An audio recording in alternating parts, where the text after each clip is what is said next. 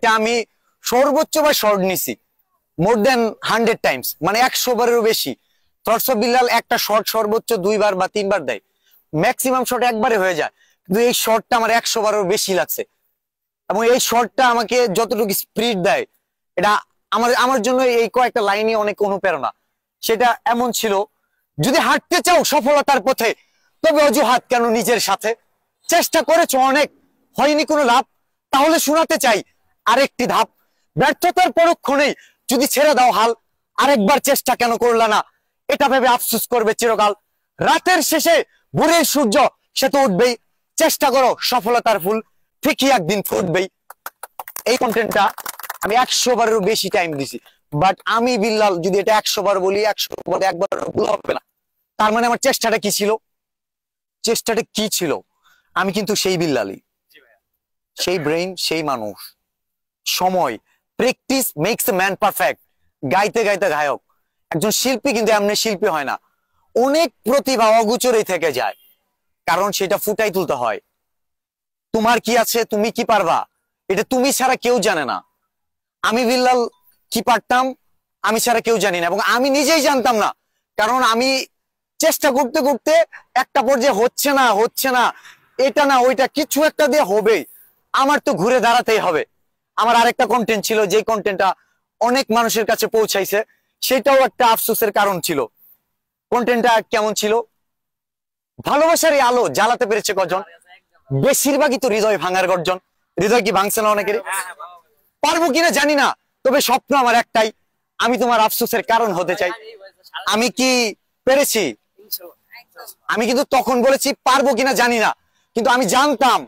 কিন্তু আমি যদি বলতাম যে আমি জানি, তাহলে বুঝতো না। কিন্তু আমার ওই কথাটা প্রমাণ করতে সময় লাগছে না। তো আপনি কি করবেন, কি পারবেন, সেটার জন্য সময় দিতে হবে, চেষ্টা করতে হবে। আমার একটা কন্টেন্ট ছিল, যেখানে আমি একটা সিরাজগঞ্জ পাওয়ার স্টেশনে এলেঙ্গা ব্রিজ ক্রস হয়ে ওই পাশে গিয়ে শর্ট দিই, যমুনা সেতুর নিচে। যে কন্টেন্টে আমার লাইফে সবচেয়ে একটা হার্ডওয়ার্কিং কন্টেন্ট ছিল। এই 3 কিলোমিটার বনের ভিতর দিয়ে গেছি, খুবই চ্যালেঞ্জ, কোনো মানুষজন ছিল না, এবং ওইখানে গিয়ে আমি ফিল করছি চেষ্টার কমতি রেখে ছেড়ো না হাল, ভাগ্যের চাকা ঘুরবে আজ নয়তো কাল। এটা কই থেকে আসছে? এটা এআই দিতে পারবে না। আমি আসলে ওইখানেই চেষ্টা করছিলাম, ওই কন্টেন্ট আমার এর আগে কখনো আমাকেই দিতে পারে নাই। তার মানে তুমি তোমার কাজটা তোমার জায়গায় দাঁড় করবে সেদিনই, যেদিন তুমি ওই কাজ পর্যন্ত পৌঁছাবা। তোমার কন্টেন্ট 10 মিলিয়ন ভিউজও হবে, কিন্তু আজকে হবে না, কারণ আজকের কাজটা তুমি 10 মিলিয়ন রিচ করার যোগ্যতা রাখো না।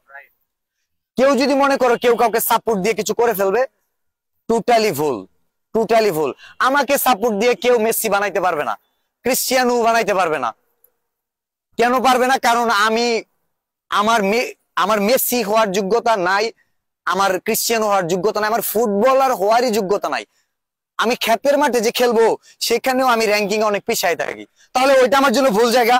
যদি চেষ্টা করার পরে যদি দেখো কন্টেন্ট ক্রিয়েশন হচ্ছে না, লিড নাও। তুমি যখন বুঝতে পারবা এখানে তোমার জায়গা না, একটু দেরি করবে না, 1 সেকেন্ডও না, তুমি অন্য জায়গায় চলে যাবা। তোমার যখন ফিল হবে যে না আমি এখন কামব্যাক করব, আমি মনে আবার চেষ্টা করি, তুমি আবার কামব্যাক করবা। কিন্তু বুকার মতো, অন্ধের মতো চেষ্টা করো না। আমি চোখ বন্ধ করে সারা দিন চেষ্টা করবো, আমি সূর্য দেখবো, চাঁদ দেখবো, আকাশ দেখবো, সম্ভব? আমি দিন রাত কিছুই দেখতে পারবো না, অন্ধকারে দেখবো।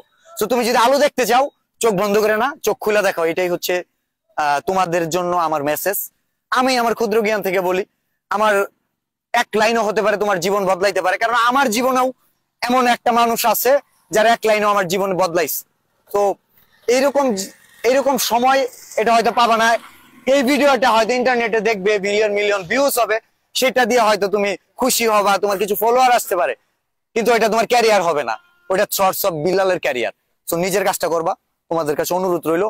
আর তোমরা যদি ভালো করো, এটা আমাদের জন্য প্রাপ্তি। কারণ আমি বলতে পারবো এই প্রফেশনে, এই ইন্ডাস্ট্রিতে আমিও ছিলাম না, এই ইন্ডাস্ট্রি ডেভেলপ হয়েছে, সমৃদ্ধ হয়েছে।